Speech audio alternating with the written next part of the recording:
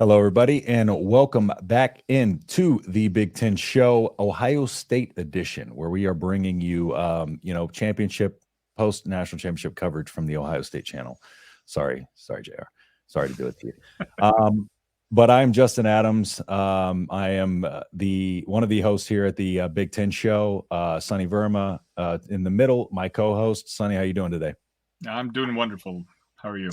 I'm doing fantastic. JR, how are you doing? JR is from the Big Ten Huddle, as you can see the handle right there. So head on over there to check out his stuff.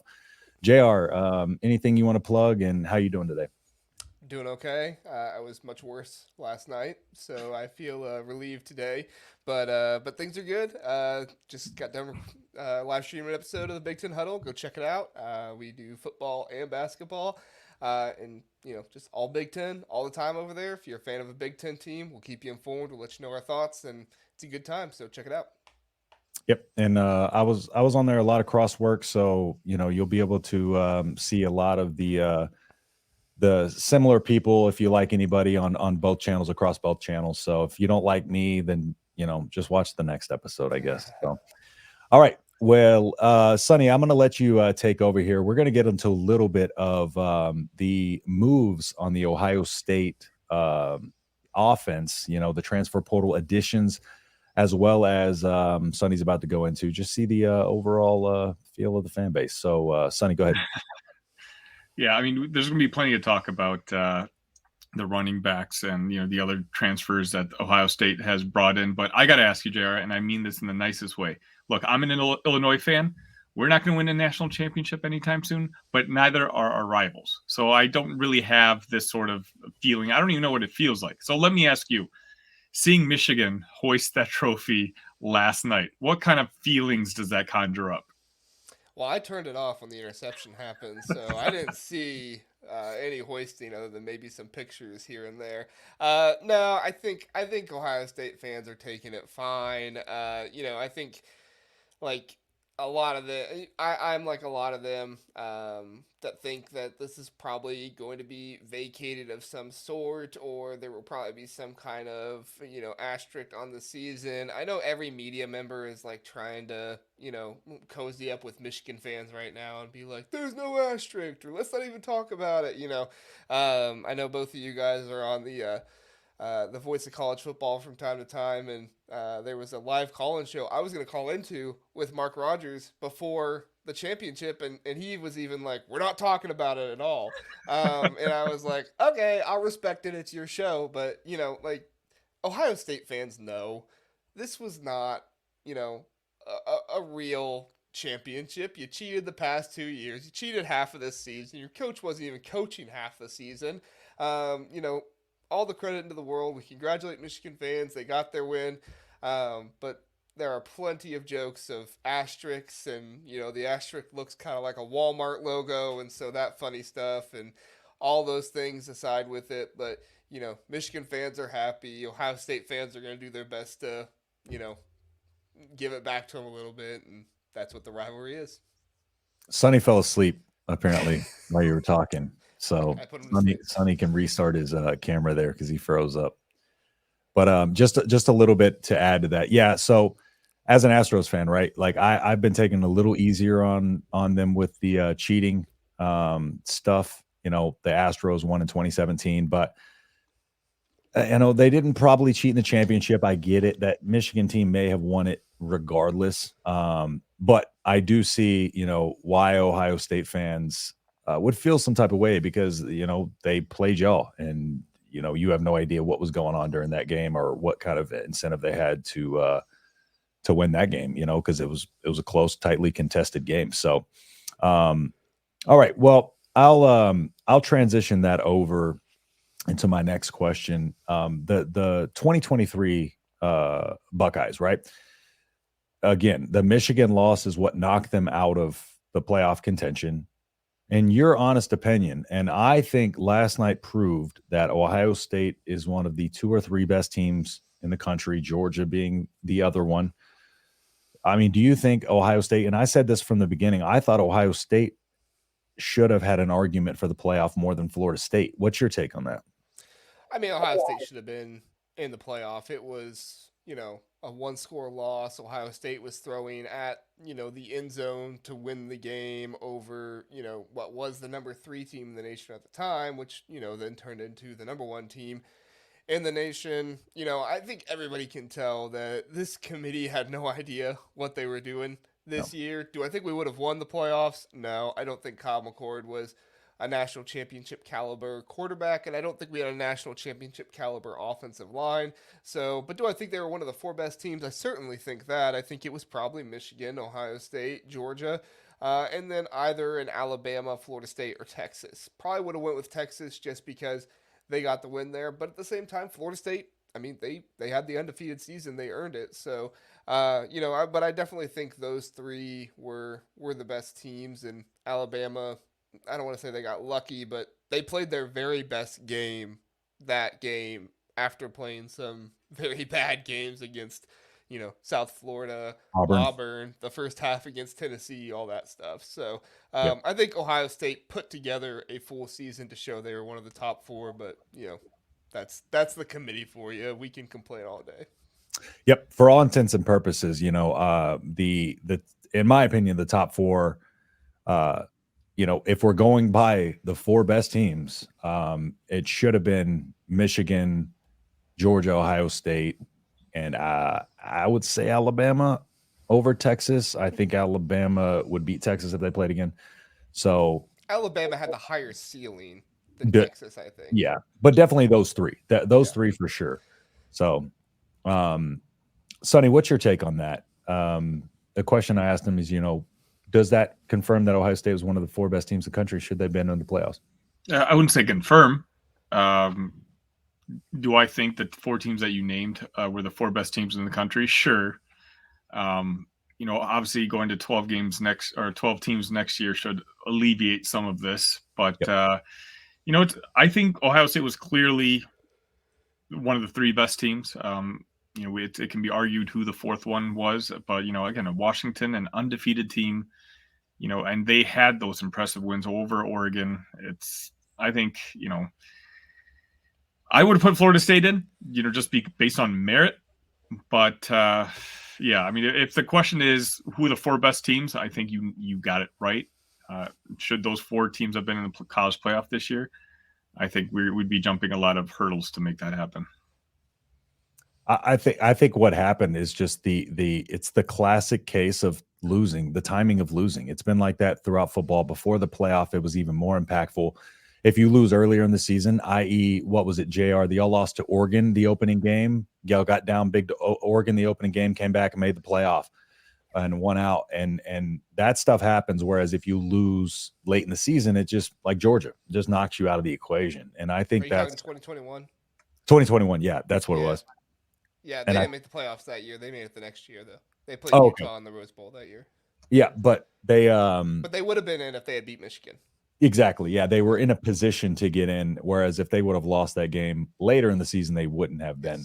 Yeah. And I think that's just part of the way college football works. But to Sonny's point, that will be alleviated next year with the playoff. So now we'll go into transition a little bit into the additions to the 2024 team that have been made, this offseason and more recently as the clock hit zeros, basically in the national championship game, which was probably, of course, a little bit well-timed and probably got the fan base, Ohio State fan base, more behind him than they already were against the team up north, as y'all like to refer to them. So if for those that don't know, Quinshon Judkins, the running back out of Ole Miss, the number 1 running back recruit in the portal, the number 2 overall player in the portal, he had 1,500 yards his freshman year, 1,100 yards this year, 271 carries over the course of the last 2 seasons. So, he's a guy who is big, physical. He can take on the workload.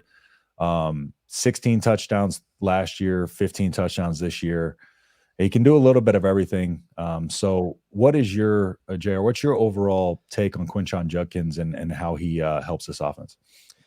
Yeah, I think he was one of the best running backs in the nation this past year, and I think he was one of the best in the nation the year before that as well. So Quinshon Judkins, if you watched him the past 2 years he was playing, he was obviously much more productive his freshman year than his sophomore year. That's not to say that he was bad his sophomore year by any means. Like I said, he was still one of the best running backs in the nation. But one of the things he had his freshman year was Zach Evans with him in the backfield at Ole Miss. And a lot of people are making comments about, Quinshon Judkins being a bad teammate and stuff because he went to Lane Kiffin and, ordered that the offense should be a certain way and things like that. And from what I heard, and I kind of hear some back channel stuff every now and then, so it's not 100%, that it's correct, but I tend to trust it, is that he was not happy with, the bulk of the carries that he was getting at Ole Miss. Obviously, every running back wants to get a lot of carries, but he's a smart guy and he knows where running backs, go from here. And when you're a, 100 plus carry back every single year for a team, or 3 years for a team, that's really going to put a strain on your body when you get to the NFL.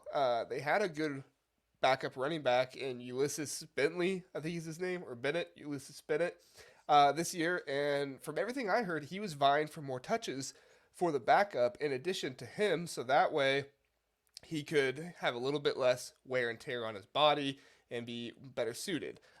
Lane Kiffin basically told him to suck it up and go carry the rock, which he didn't appreciate because he wants to be a great player in college, but he also wants to be a great player in the NFL someday. And so that is what I have heard really navigated him toward Ohio State. He's very good friends with the Ole Miss transfers from last year, Tywan Malone, who's on the defensive line, and Davison Igbinosun, who is a cornerback, so that helped. And also, Travion Henderson is supposed to be coming back. That's not been confirmed yet, but that is a pretty solid rumor, I guess you could say, that he's coming back. And that's really, really attractive to Quinshon Judkins from everything I've heard, that he wants kind of a Zach Evans-esque running back to be alongside him to help him again, kind of like his freshman year. And that definitely fits Travion Henderson. Quinshon Judkins is, a heavier, more powerful back. Obviously, he's elusive as well, but Travion Henderson is a bit more of that speedy, kind of elusive back. He also has power, but he also can give kind of that 1-2 punch to Quinshon. And from everything I've heard, that's exactly what Quinshon was looking for when he went into the transfer portal. Yep. Nice little like thunder and lightning combo there. Sonny, right. Do you have any thoughts in particular on this or just, Ohio State's offense going forward? Do you think this helps them significantly? I mean, we just saw what Michigan did, with the duality of having just talented running backs back there. What this does, it gives them insurance in particular in case of a Henderson injury for whatever reason. I think it makes sense. I didn't know the information JR did, of course. I was going to ask if Henderson was coming back because I hadn't heard one way or the other, and if he was coming back, whether there would be any tension in the locker room. But from what JR is telling me, like, that was one of the pluses and the attractions of coming to Columbus. So, yeah, I mean, outside that, I think it makes sense on Ohio State's perspective, just get as many talented players in that locker room. And, Michigan's proven it 3 straight years, if not more than that. It's not a bad blueprint to kind of duplicate. Yep. And to your point, TreVeyon Henderson still undecided. Mayan Williams out, of course. But like JR indicated, seems like he might come back again. NIL, you can get these players that were potential first round picks next year and pull them back into college. And so, yeah, they're going to make Ohio State significantly better. And Ohio State, can lean on that defense like they did this year. And like you alluded to, Michigan just pounded the rock. Ohio State obviously doesn't have the offensive line that Michigan does, though. So moving over to that, the center from Alabama, Seth Mclaughlin, much maligned for, his game against Alabama being the most recent game and more specifically his snaps and lack thereof good snaps. He was pretty bad throughout the game, and low snap on the last play of the game probably didn't really affect the outcome. Michigan had the perfect defense called for that. But just overall, it did hurt them over the course of the game. However, 2 years to play is the 2020 COVID eligibility. I believe he has 2 years, fifth-year center, but might move over to guard. So, JR, what are your thoughts on Seth McLaughlin, and how does he help that line that was pretty bad at times? Yeah, so I'll start off by saying a lot of Ohio State fans are convinced that Seth McLaughlin is going to move to guard. I am not convinced of that. I read an interview by a 24/7 reporter and Bill Kurlick. He's kind of like the most prestigious of Ohio State's 24/7 reporters. And in his interview, Seth McLaughlin said straight up, he said, "Look, I'll play anywhere, but they recruited me to be center." And he said, "I'm coming here with the thought that I will be playing center." And he reiterated, he said, "I'll play anywhere. If they want to stick me at guard, I'll do it." So obviously that door is still open. But from what he said, it sounds like they want him to come in and play center. And I know that everybody has thoughts about the snaps and everything in 2023, but I would just like to remind people that he started half of the games in 2021 for Alabama, and he started all of the games in 2022 for Alabama. He did not have snap issues back then. He was the center when Alabama beat Georgia in the SEC championship game. So if this was a guy who had struggles with snapping his entire career, I might be more concerned. But sometimes centers, if they don't trust the guys next to them, and if you rewatch that Alabama Michigan game, that left guard was getting abused Yeah, he was. by defensive tackles of Michigan. And so I can kind of understand a little bit of, the concern. Maybe the guy next to me isn't doing so well. I have to catch up for him or something like that. So while I'm not saying that the snaps are no issue at all, I do have some concern about that.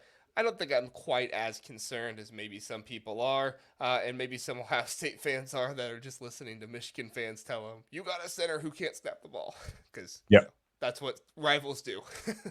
Recency bias there. It's just the Yeah. most recent sample size for what it's worth. He had really good seasons 2021 and 2022, and just took a step back in 2023. But Ohio State obviously sees the talent that he had and how well he performed, and he's the number one interior offensive lineman in the transfer portal, number one or number two, depending on where you look. So obviously going to be a big addition to that. And Justin Fry, the jury's still out on him to see how this development will come along. But Justin Fry, if you want to give quick thoughts on that situation. Yeah, there are some Ohio State fans that are believers, and it really just depends on who you talk to. There are some shows where, the spokesmen are like, "Justin Fry is a really good offensive line coach. You should never doubt him." And of course, the people who listen to those shows are, all about him. And there's some shows that are like, "Justin Fry's just not the guy. If you look at these A, B, and C, he's not doing these things." I fall in the Justin Fry's not the guy camp. I hope that this new offensive coordinator that we're supposedly getting at Ohio State will bring an offensive line coach with him, and Justin Fry will be gone. But we'll see what happens. Do I think Justin Fry is competent? Yes. Do I think that he's an offensive line coach that we're going to see year after year get top-level recruits and have a very technically sound offensive line? No. I think Ohio State has talent on the offensive line, but I don't think Justin Fry is getting all of that talent out of them personally. Yep. And the last thing I'll finish with here is just Ryan Day is clearly on some kind of hot seat, because coming into the season, he was already, it was already, his tail was lit on fire already. So this season, 2024, do the Ohio State Buckeyes beat the Michigan Wolverines?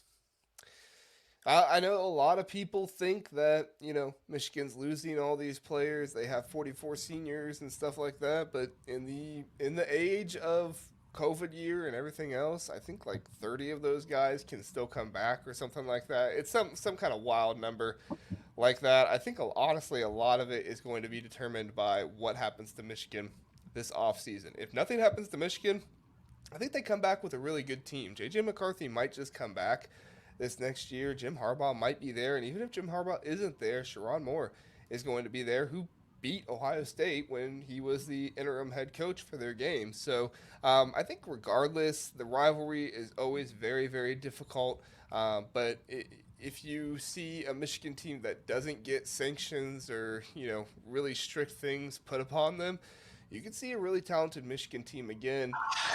And Ohio State's going to have their hands full, and Ryan Day's going to have to win that game if he's going to want to keep his job. So who's going to win? You know me, I'm going to pick Ohio Yeah, State. They're at home. I think they got to win next year. As you talked about, JR, if you're thinking about it, the common fan, all we've been hearing about is how senior laden this Michigan team is and how they're going to be taking a step back next year. And, when the preview magazines are coming out, I think a lot of that's going to be discussed. I think the pressure is just going to be completely on Ohio State. Some would say, his seat was warm this year, despite being, what we all agree is one of the 3 best teams in the country. You got to beat Michigan. You got to, make that playoff. So I think next year, with the perception that Michigan is taking a step back, I think that game's going to be huge for Ryan Day.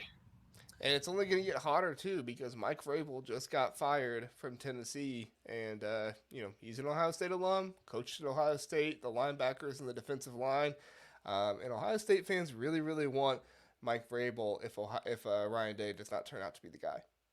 Mike Vrabel, fantastic defensive mind, too. I think the last point on this, and I had one more question based off of kind of what Sonny was asking. Next year with the Michigan team being, the way they are, if Harbaugh comes back, if he leaves, we don't know if he's going to the NFL or anything like that. But do you think their decision to hold on to Harbaugh when he was on the hot seat and what he ended up doing, do you think that buys any patience, or do you think any Ohio State fans or anybody's pointing to that as like, okay, we're still winning 10, 11 games every season, maybe let him make some changes like Harbaugh did and kind of right this ship? Or I think it's one of those things where Ohio State might, they're probably, I think they're the winningest program in college football history. There's not a lot of patience there when you're not beating Michigan, especially. So what's your thought on that? Highest winning percentage. Obviously, Michigan, I think, has the most wins. They're the only team with over 1,000. Good for them.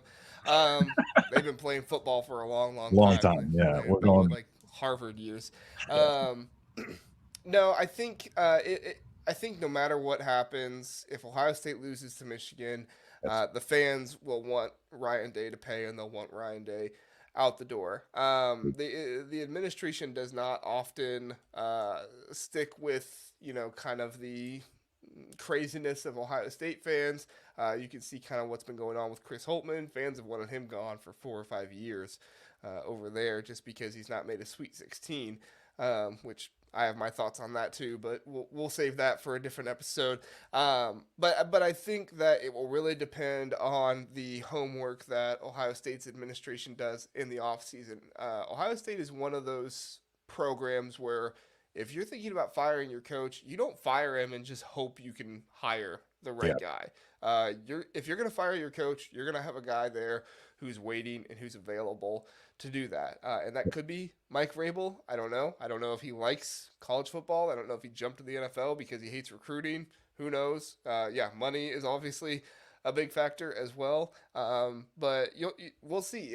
It all depends on if Ohio State's administration can find somebody in the waiting. Do they reach out to a Kalen DeBoer, a Dan Lanning, and say, hey, we have better recruiting, a better, whatever ABCD that we can entice you with over here. If they can get somebody like that, I can see it happening. If not, I think Ohio State's going to have Ryan Day for another year, regardless of what happens in the Michigan game.